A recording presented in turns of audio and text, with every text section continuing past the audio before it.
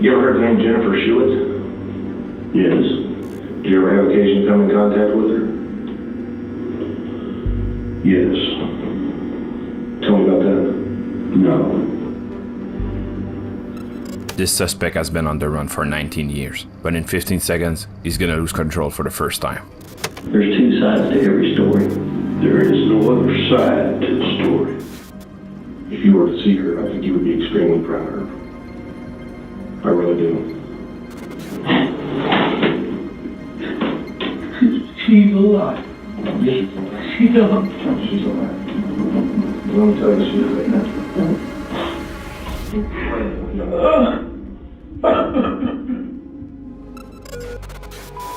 8-year-old Jennifer Shewit, kidnapped, assaulted, silenced, and left for dead.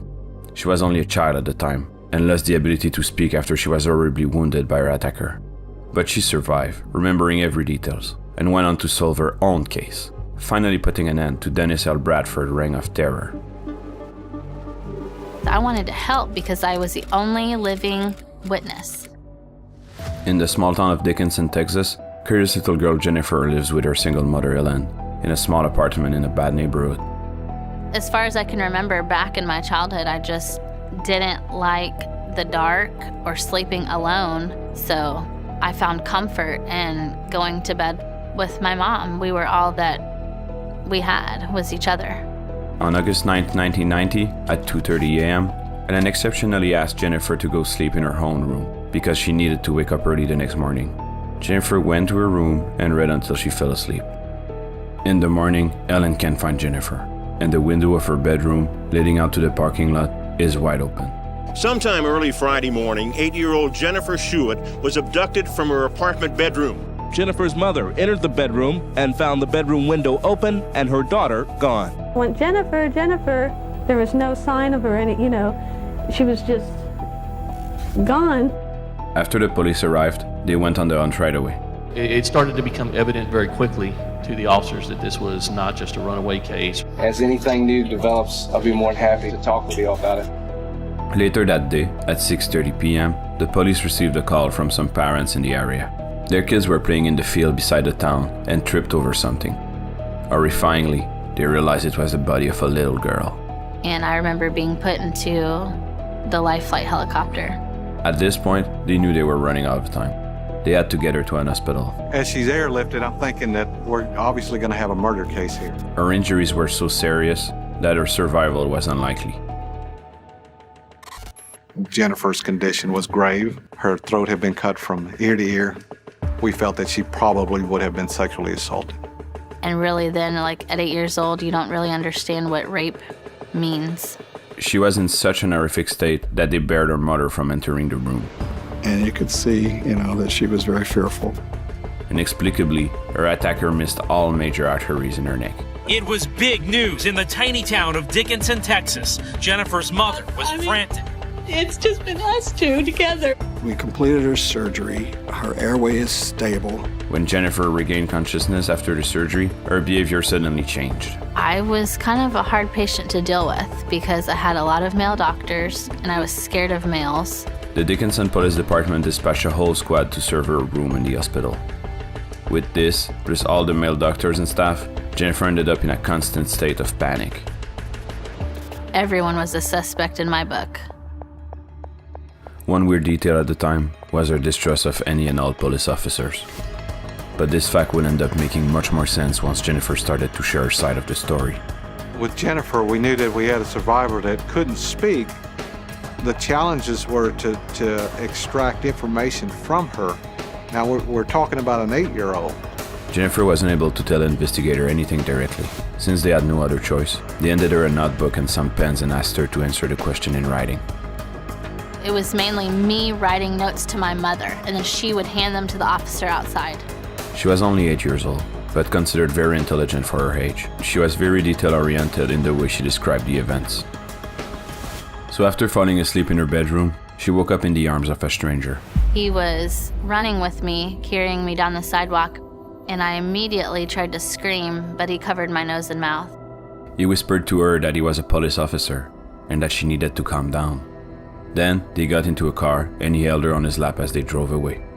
At this point, she knew something was wrong. On one hand, she knew the police were the good guy, but on the other, she has been told to never trust a stranger. As a child, I wanted to believe him, but the part of me that was scared of the dark knew that there was something really wrong here. This tipped the investigator on why she wouldn't trust no males, especially not police officers. I started to realize that I had actually been kidnapped. I was very afraid of what would happen next. To calm her down, the man pulled his car into the local elementary school. There, he said they'd wait until the sun comes up for her mom to come and pick her up. I remember anxiously waiting for those headlights, but they never came. The man was smoking and drinking and offering her candies, a big red flag for anyone familiar with stranger danger or other child safety program teaching school around that time. I remember him saying, "Well, your mom's not coming," and starting up the car. They drove outside of town and pulled up to a field. There, Jennifer started to ask questions. I was a very curious 8-year-old. I was kind of interrogating him. I was wanting him to prove to me that he was a police officer. I wanted to know, where's your gun? Where's your badge? He told me once parked that his gun was in the back seat. So I stood on the front bucket seat of the vehicle to look into the back seat. And this is the moment it happened. Out of respect for Jennifer and the other victims of her attacker, we won't be covering the assault, as it is extremely graphic. When she woke up, she was being dragged by her ankle, naked, in the middle of a field.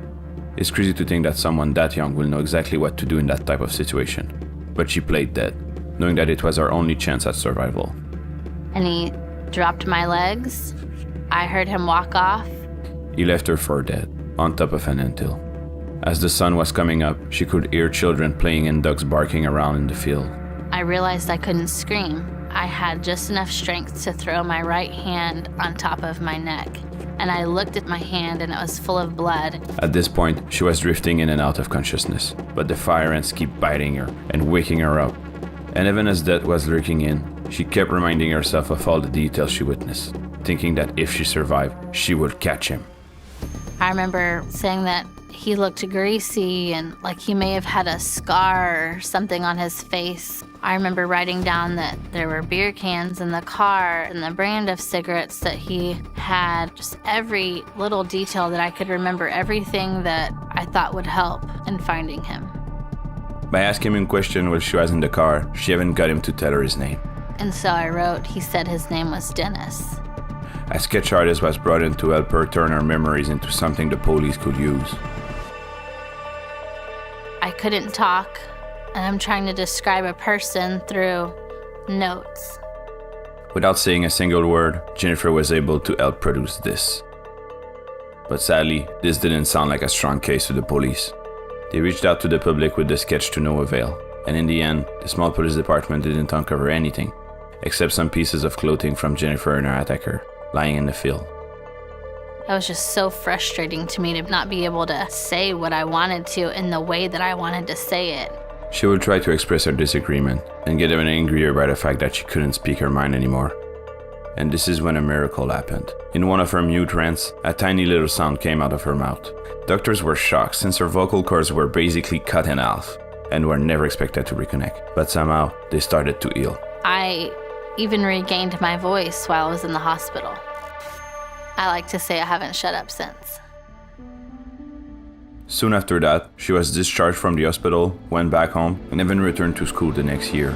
But going back out into this world where you were just so viciously attacked, who would want to go back into that? She wasn't the only one going through trauma at this time. The entire small town of Dickinson followed.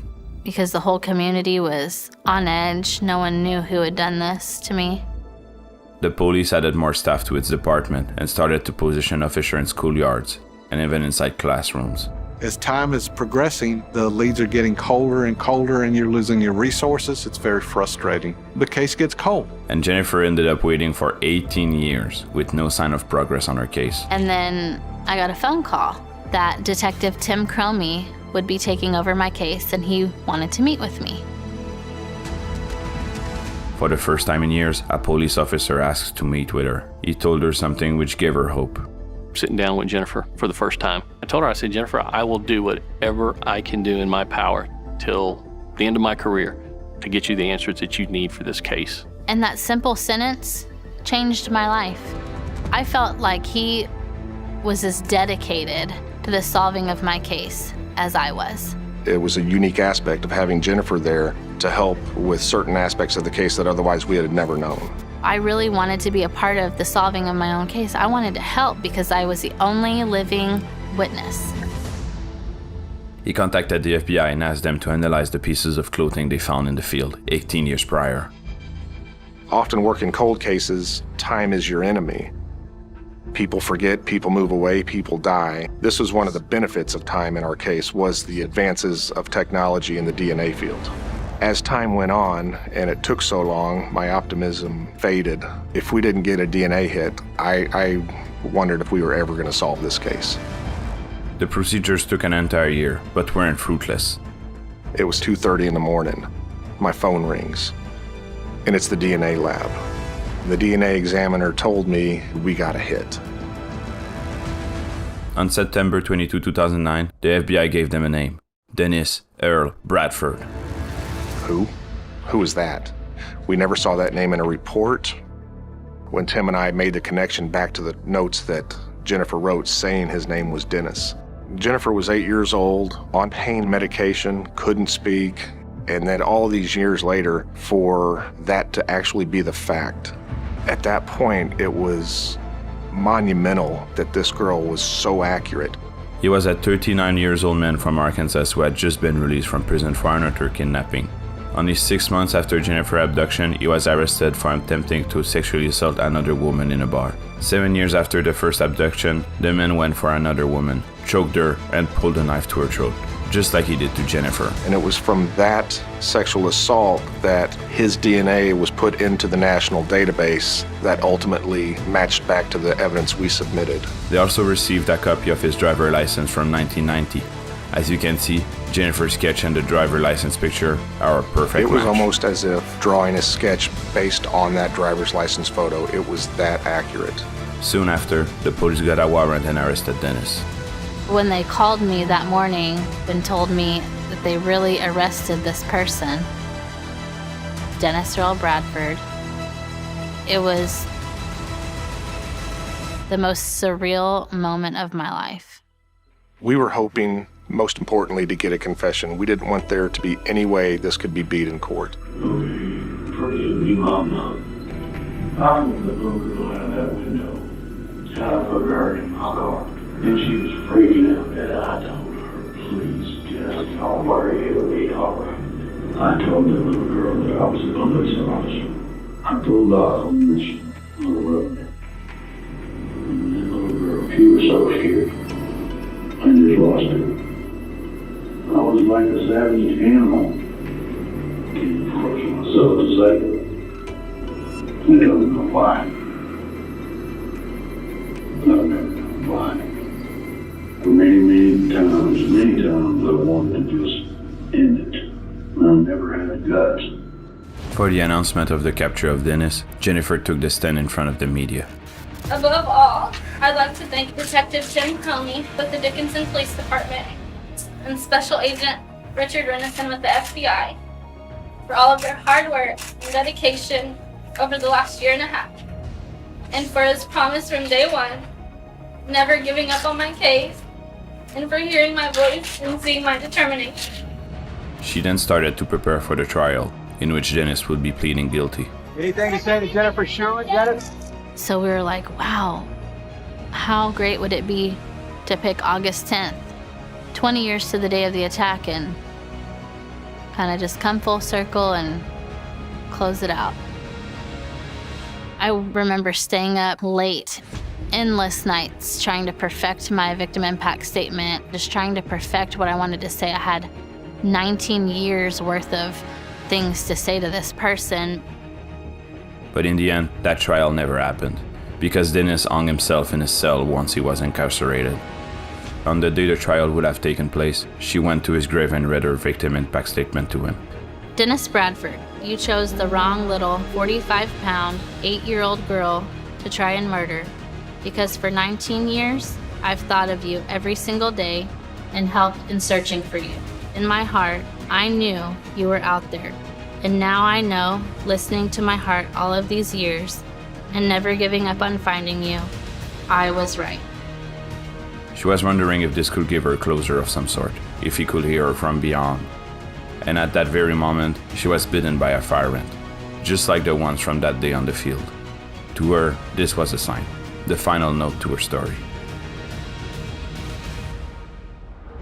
Throughout this journey, I've had two main goals, and they were to find the man who kidnapped, sexually assaulted, and attempted to murder me 19 years ago so that he could not hurt anyone else, and to use my voice in telling my story to as many people as I possibly could in hopes that I may encourage other victims of violent crime to stand up and speak out against criminals. Today, I can say very proudly that I have accomplished both of these goals. I hope that my case will remain as a reminder to all victims of violent crime to never give up hope in seeking justice, no matter how long it may take or how hard it may be. With determination and by using your voice to speak out, you are capable of anything. Even if the scars will never go away, Jennifer refused to let her victim status prevent her from living her life. She even attempted to start a family. But unfortunately, because of the violent sexual assault she had gone through, she was told it was pretty much impossible for her to conceive a child. But after sharing her story, a doctor came forward to help her. When Jonathan and I found out that we were expecting, we were in complete shock. 2 years later, they had their first daughter, and then a son. It's like, pinch me, who would have thought? They're really my happy ending. Today, she continued to raise her voice as a victim advocate. He tried to silence her, but she was always stronger, even as a child. I'm not a victim, but instead victorious.